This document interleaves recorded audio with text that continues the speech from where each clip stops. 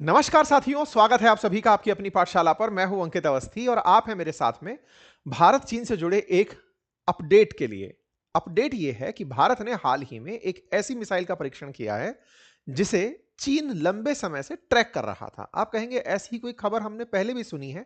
आपने हमें ब्रह्मोस के केस में बताया था, हमने ब्रह्मोस की रेंज बढ़ा दी थी, तब आपने बताया था। बिल्कुल, अब वैसी ही एक और खबर है। इस समय भारत ने समुद्र की गहराई से न्यूक्लियर पावर्ड सबमरीन से, ताकि सरफेस पर कोई हलचल ना दिखे और अचानक पानी के अंदर से एक मिसाइल निकलकर आए और बीजिंग तक को जाकर मार गिराए, ऐसी मिसाइल का परीक्षण कर लिया है।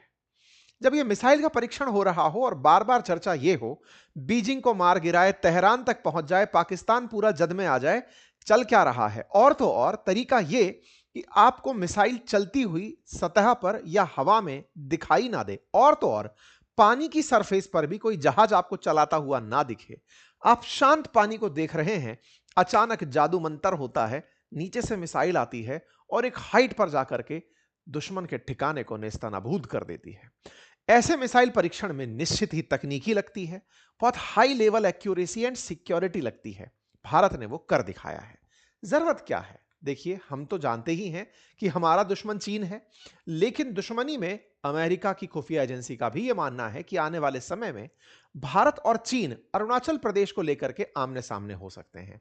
यह विषय इस तरह से भी जाना जा सकता है क्योंकि जिस तरह से आए दिन चीन अरुणाचल प्रदेश में किसी ना किसी प्रकार की बाधाएं खड़ी कर रहा है, भारत के अभिन्न अंग अरुणाचल प्रदेश, पूर्व के द्वार अरुणाचल प्रदेश में चीन द्वारा किसी कभी सैलानी को, कभी उसके निवासी को चाइना के अंदर रोक लेना हो, या फिर बॉर्डर एरिया में अपने द्वारा जबरदस्ती की पेट्रोलिंग करना हो, अपने मैप में अरुणाचल प्रदेश को दिखाना हो, इनसे ऐसा प्रतीत होता है जिस तरह से आज चीन ताइवान को लेकर के अग्रसर हो रखा है, इतना एग्रेसिव हो रखा है कि ताइवान को अमेरिका के साथ मिलकर के जबरदस्ती की डिफेंस डील्स में रहकर चीन से खुद की सुरक्षा करनी पड़ रही है।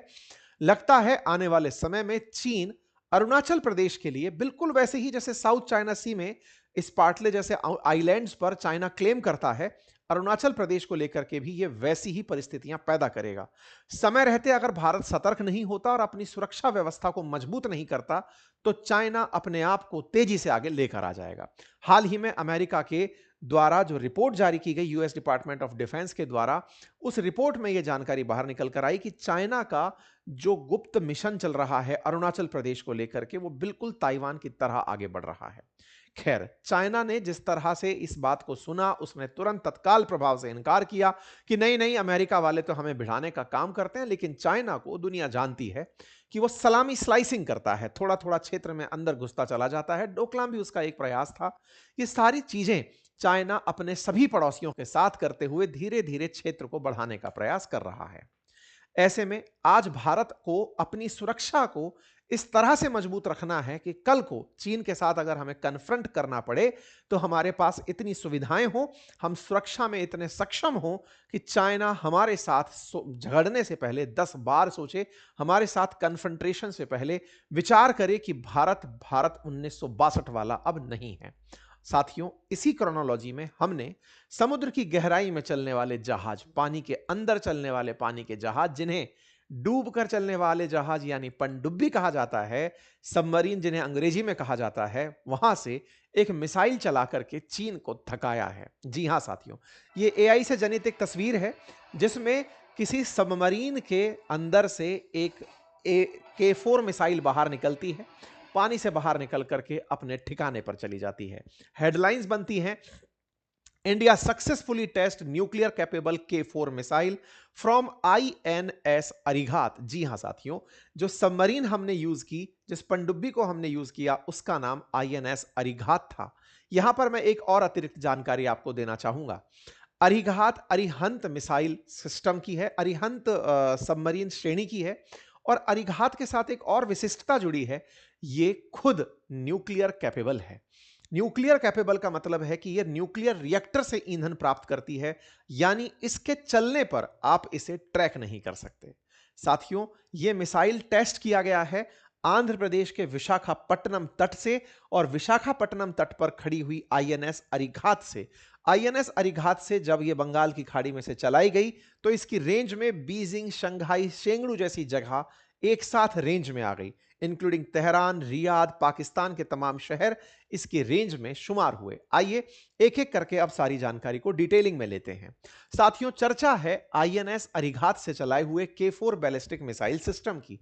आईएनएस अरिघात से चला हुआ यह मिसाइल 3500 किलोमीटर तक दुश्मन को मार कर सकता है। यह रहा विशाखापट्टनम तट जो कि आंध्र प्रदेश में है। यहां से ही आईएनएस अरिघात नामक हमारी सबमरीन से इसे चलाया गया है। मैं एक बार फिर से याद दिला दूं, भारत में न्यूक्लियर एनर्जी से चलने वाली मिसाइल में अरिहंत और अरिघात फिलहाल सर्विस में है।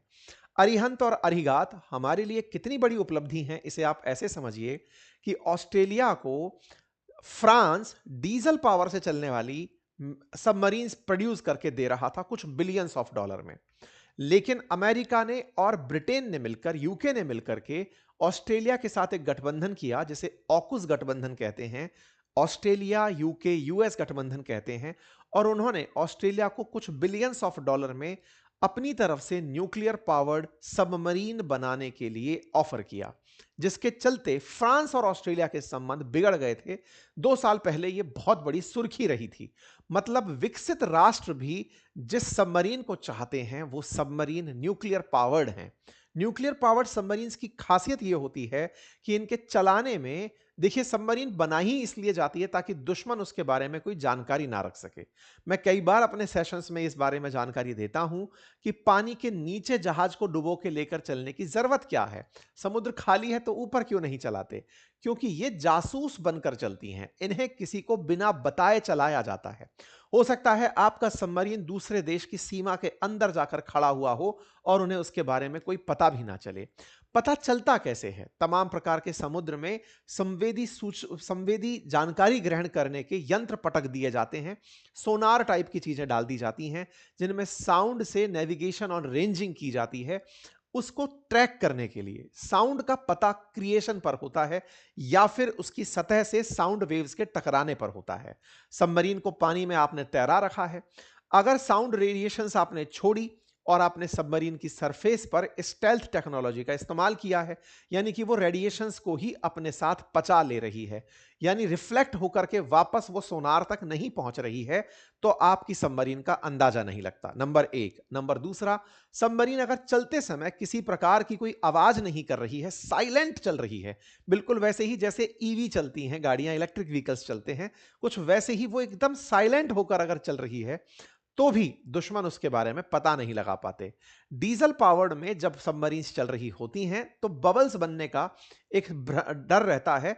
डीजल पावर्ड को बैटरी के साथ लेकर चला जाता है। जब दुश्मन के क्षेत्र में जाया जाता है तो बैटरी से सबमरीन को धकेला जाता है ताकि उसके बारे में जानकारी ना लगे। लेकिन कभी ना कभी तो आपको डीजल के बबल निकालने के लिए बाहर चोंच निकालनी पड़ती है और दुश्मन को उसका पता लग सकता है। इसीलिए डीजल इलेक्ट्रिक से ज्यादा बेहतर न्यूक्लियर पावर्ड को माना जाता है। हालांकि ये कॉस्टली होती हैं लेकिन सुरक्षा में अल्टीमेट होती हैं। यही कारण है कि सबमरीन्स में आजकल 2 ही क्लास, डीजल पावर्ड और न्यूक्लियर पावर्ड, चर्चा में है। और जिन देशों के पास न्यूक्लियर पावर्ड सबमरीन होती हैं उन्हें उन्नत तकनीकी वाला देश माना जाता है। भारत अपने पास में कई तरह की सबमरीन्स रखता है, जैसे डीजल इलेक्ट्रिक सबमरीन्स हमारे पास काफी सारी हैं। Kalvari class, Shishumar class, Sindhu Ghosh class की हैं। वहीं अगर हम न्यूक्लियर पावर्ड सबमरीन की बात करें तो हमारे पास अरिहंत क्लास की सबमरीन्स हैं, जिनमें से आईएनएस अरिहंत और आईएनएस अरिघात प्रमुख हैं। इसी अरिघात से हमने K4 मिसाइल चलाई है। यानी कि आपको पहले तो इस सबमरीन के बारे में ही नहीं पता होगा कि ये आपके क्षेत्र में आ गई है, और ये अगर आ गई है तो इसने आपके यहां पानी की गहराई से मिसाइल भी चला दी है। यह आपके लिए किसी चुनौती से कम नहीं होगा। हमने विशाखापट्टनम तट से शंघाई को टारगेट किया है। सोचकर देखिए कि यह सबमरीन पहुंच करके चाइना के किसी तट पर ही खड़ी होकर वहीं मिसाइल चला दे तो यह कितने बड़े लेवल का प्रयास होगा। मिसाइल अपने देश से चलाई जाए, इसकी जगह दुश्मन के क्षेत्र में जाकर के ही चला दी जाए और उसे पता भी ना चले, तो उसका सोचकर देखिए कितना बड़ा योगदान डिफेंस में और अटैक में होगा। आने वाले समय में कहा जा रहा है 2026 की शुरुआत में हमारे पास अरिधमान भी होगी, जो कि आईएनएस अरिहंत श्रेणी की ही सबमरीन होगी, जो न्यूक्लियर पावर्ड होगी। आपको याद दिला दूं, आईएनएस अरिघात पिछले साल ही अगस्त 2024 में ही कमीशन्ड की गई थी। उस पर हमने सेशन भी किया था और कहा था कि दुश्मन इसे नहीं पकड़ पाएगा। इसी अरीघात में लगे हुए मिसाइल सिस्टम से, क्योंकि अल्टीमेटली सबमरीन छुप करके खोजने के लिए नहीं भेजी जाती, अपितु उन्हें अटैक के लिए तैयार किया जाता है और अटैक के लिए इनसे आईएनएस अरीघात से K4 मिसाइल सिस्टम को तैयार किया गया है। कुछ इस तरह से K4 मिसाइल सिस्टम यहां से निकलेगा और जाकर के निशाने पर लगेगा। मेरे प्यारे साथियों, इसकी खासियत अपने आप में बहुत है। आईएनएस अरीघात पर हमने डिटेल में ऑलरेडी चर्चा की हुई है। आने वाले समय में भी हमारे पास न्यूक्लियर पावर्ड सबमरीन की संख्या बढ़कर 11 से 13 होने का लक्ष्य है और इनमें से जो मिसाइल चलाई जाएं उनकी भी श्रेणियों को अपडेट करने का लक्ष्य है। ऑलरेडी हम K15 मिसाइल यूज करते हैं जिसकी रेंज 1000 किलोमीटर से नीचे है। K4 मिसाइल सिस्टम जिसकी रेंज 3500 किलोमीटर है, इससे ऊपर हम K5 मिसाइल सिस्टम की तरफ बढ़ रहे हैं जिसकी मिसाइल रेंज 5000 किलोमीटर से ऊपर है।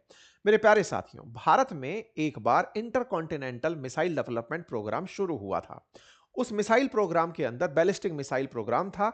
उस प्रोग्राम में हमने 5 प्रमुख मिसाइलों का निर्माण किया था, जिसमें से पृथ्वी थी, अग्नि थी, त्रिशूल थी, नाग थी और आकाश थी। ये 5 मिसाइल सिस्टम को हमने आईसीबीएम प्रोग्राम के तहत विकसित किया था।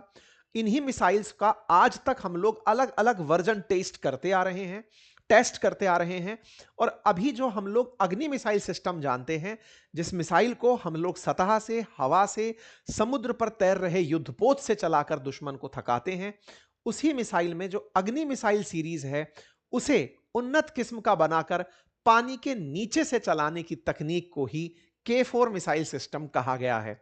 यानी कि अग्नि 3 जो मिसाइल है हमारी, जिसकी रेंज 3000 से 4000 किलोमीटर रेंज की है, उस अग्नि 3 मिसाइल का ही एक उन्नत वर्जन K4 मिसाइल सिस्टम है जिसे अरीघात से चलाया गया है, पानी के भीतर से चलाया गया है। आप कहेंगे ये क्या मतलब हुआ, ऊपर से चला रहे हो या नीचे से चला रहे हो, इससे क्या ही फर्क पड़ रहा है? बहुत फर्क पड़ रहा है। आप सभी जानते हैं आग पानी से बुझ जाती है और अगर मिसाइल में लगी आग पानी के संपर्क में आएगी तो स्वतः ही उसे डिफ्यूज कर देगी।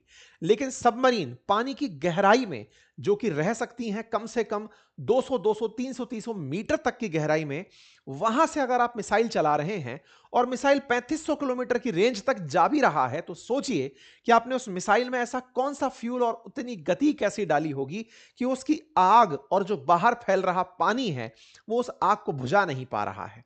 ऐसे कहां से आप उसके अंदर गति लाए होंगे कि मिसाइल पानी से बाहर निकल रही है, उस समय तक उसकी आग पर कोई असर नहीं हो रहा? क्या मिसाइल के अंदर तकनीकी अपनाई होगी? सिंपल थ्रो किया होगा, उसका फ्यूल यूज किया होगा या कोई ऐसा फ्यूल यूज किया होगा जो पानी से असर ना करता हो। इसलिए तकनीकी अलग हो जाती है। तो सबमरीन से चलने वाली तमाम मिसाइल सतह से चलने वाली मिसाइल से अलग होती हैं। उन्हें विकसित करने के प्रयास में रिसर्च बहुत जुड़ती है और यह रिसर्च की है हमारे defence research development organisation, that is DRDO ने। डीआरडीओ ने K4 मिसाइल सिस्टम को विकसित किया है। यह पूरी K फैमिली है जिसमें 750 किलोमीटर से 1550 किलोमीटर की रेंज का K15 हमारे पास है। K4 हम बना रहे हैं, मतलब जिसका यूज किया गया है, टेस्टिंग की गई है, और K5 5000 से 6000 के लिए और K6 8000 से 12000 किलोमीटर की रेंज में K सीरीज की मिसाइलों का परीक्षण चल रहा है। ठीक है, ये अपने साथ में ये जो ऊपर का वॉर हेड है यहां पर भर करके बड़ी मात्रा में 2000 किलोग्राम तक न्यूक्लियर वॉर हेड को अपने सिर में भरकर ले जा सकती है। अर्थात सबमरीन न्यूक्लियर है और उसके ऊपर न्यूक्लियर वेपन को भी लाद कर दुश्मन को मारने भेजा जा सकता है। ये 10 से 12 मीटर लेंथ की, लगभग 20 टन वजन की ये K4 मिसाइल है। डीआरडीओ द्वारा इसे विकसित किया गया है और अग्नि 3 मिसाइल सिस्टम पर इसे विकसित किया गया है। यहां पर जो ये K नाम यूज किया गया है, ये डॉक्टर एपीजे अब्दुल कलाम साहब को ट्रिब्यूट के लिए किया गया है, उनके नाम के साथ में इसे यूज किया गया है। ठीक है, ये एक बैलिस्टिक मिसाइल है और सबमरीन से लॉन्च होने वाली मिसाइल है। तो उम्मीद है कि आप लोग K4 मिसाइल सिस्टम के बारे में जान गए होंगे। ये चर्चा क्यों हो रही है? क्योंकि जिस तरह भारत के साथ फिलहाल अभी आजकल एक नया अपॉर्चुनिटी और ओपन हो गया है बांग्लादेश के रूप में, तो भारत को खुद की सुरक्षा में कंप्लीट रूप से मुस्तैद रहने की आवश्यकता है। भारत जिस तरह से फिलहाल दुश्मनों से घिरा हुआ है, दुश्मनों में एक तरफ चाइना, पाकिस्तान और अब बांग्लादेश भी उसके साथ राग में राग मिला रहा है। भारत को इतना सिक्योर रहना है जैसे इजराइल बहुत छोटू सा देश होकर के साथ साथ युद्ध एक साथ लड़ लेता है। हमारे लिए युद्ध के फ्रंट खुलना बड़ी बात नहीं है। बात है हमारे अपने डिटरेंस की, मजबूती की, कि हम दुश्मन को किसी भी समय पर किसी भी तरह से मजा चखा सकें। ऐसे क्रम में अगर हमारे पास 3 क्या 30 अगर फोर्ट खुल जाएं, फ्रंट खुल जाएं, और उसके बावजूद हमारी सुरक्षा इतनी मजबूत हो कि हमें कोई हिला ना सके, यह अपने आप में भारत को अर्जित करना होगा। भारत को इजराइल से प्रेरणा लेते हुए चलना होगा कि फ्रंट मैटर नहीं करते, मैटर करता है आपकी टेक्नोलॉजी, कि वो आपके साथ कितना मुस्तैदी से खड़ी है। आज इजरायली युद्ध के दौर में भी अपनी पार्टी प्लान करना नहीं भूलते, क्योंकि उनका अपना आयरन डोम है जो पूरी तरह से, आजकल अमेरिका वाले गोल्डन डोम बना रहे हैं उसको नकल करके, उससे अपने आप को पूरी तरह सुरक्षित रख पाते हैं। बिल्कुल वैसे ही अगर भारत भी अपनी सुरक्षा में इतना तेजी से आगे बढ़े, आज चाहे S-400 हमसे रूसी लिया हुआ तकनीक है, भारत अपने आकाश मिसाइल सिस्टम को, हालांकि उसका हमने एनजी ग्रेड अभी टेस्ट किया है, हम उन तमाम तकनीकों को तेजी से लेकर चलें कि दुश्मन हम पर वार कर रहा हो, हमें इसका फर्क ही ना पड़े, हमारा डिफेंस सिस्टम अपने आप काम कर रहा हो, और यह संभव भी है। ठीक है, तो भारत अब धीरे धीरे अपने आप को न्यूक्लियर ट्रायड के अंदर फोर्टिफाई करता जा रहा है।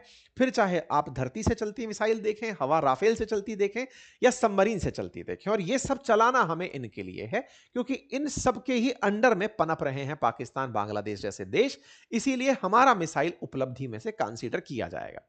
अब जब हम इतना बड़ा उसका गुणगान कर रहे हैं, तो चाइना वालों को थोड़ी इसमें मिर्च विर्च लगी क्या? देखो, आपको याद होगा ब्रह्मोस के टाइम पर भी मैंने आपको डिटेलिंग दिया था आज से 15 दिन पहले, कि ब्रह्मोस को पता लगाने के लिए चाइना वालों ने अपने सारे टोही जहाज हमारी बंगाल की खाड़ी में भेजे थे, और हमने उन्हें ब्लफ कर दिया था। भारत आजकल चीनियों को भर भर के बेवकूफ बना रहा है। जब जब इनको पता लगता है कि चलो भारत कोई मिसाइल करेगा परीक्षण, मिसाइल परीक्षण से पहले हमें नोटम जारी करना होता है, नोटिस टू एयरमैन जारी करना होता है कि हाँ भाई, हम इस क्षेत्र के अंदर मिसाइल चलाएंगे। जब हम नोटम जारी करते हैं, इस नोटम की सूचना इन तक पहुंचती है, तो ये पता लगाने आ जाते हैं कि क्या इनकी मिसाइल सफल चली या नहीं चली, फेक तो नहीं कर रहे हैं, वाकई में कितनी पावर है, ये कम तो नहीं बता रहे हैं, कहीं ज्यादा की तो नहीं आ गई, ये सारी चीजें जांचने आते हैं। तो भारत के तमाम नोटम्स जारी हुए इस पूरे 2 हफ्ते में, और इन 2 हफ्तों में असल में इन्हें बेवकूफ बनाने का काम ज्यादा हुआ।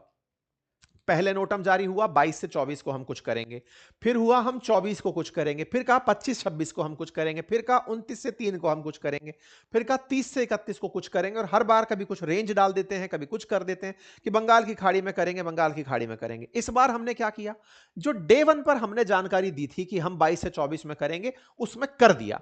ये ब्रह्मोस के समय से अनुभव लेकर बैठे थे कि पहली बार तो बेवकूफ बनाते हैं, बाकी बार में जाकर करते हैं। इस बार जो हमने पहला नोटम जारी किया था, उसी रेंज में हमने मिसाइल परीक्षण कर लिया। तो चीनी लोग थक रहे हैं कि भारत वाले नोटम के नाम पर भी ब्लफ करते हैं, बताते हैं कि हां भाई हम परीक्षण करेंगे, कभी नहीं करते, बताते हैं कर देते हैं। तो ऐसे में पता लगाने के लिए हो सकता है चीन अपना परमानेंट बेस यहां पर बना ले कि भाई मैं यहीं बैठना चाहता हूं।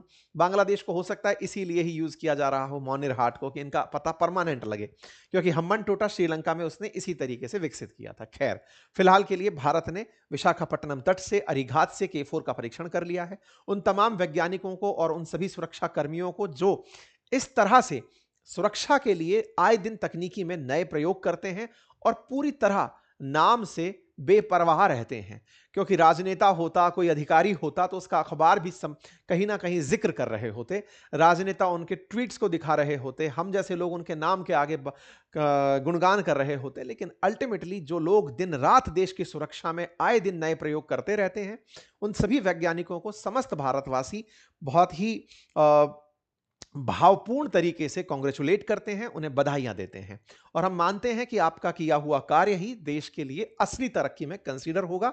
देश के अंदर जिस तरह सुरक्षाकर्मी हमारी देश की सुरक्षा सीमाओं को संवेदनशील तरीके से सुरक्षित करके चल रहे हैं, वैज्ञानिकों का भी हमारे देश में भरपूर योगदान है, और यही कारण है कि लगातार विदाउट एनी फेल, एक सिंगल फेल है जो 2017 में हुआ, हमने इसकी टेस्टिंग की है, और आज हम लोग इस बात की इतनी खुशियां मना रहे हैं। तो फिलहाल के लिए इतना ही। जानकारी अगर आपको पसंद आई हो तो साथियों से अवश्य साझा करें। मैं आपको बता दूं कि पिछली बार जब K4 का परीक्षण हुआ था, तब भी मैंने अपने ट्विटर हैंडल पर आपको यह जानकारी दी थी।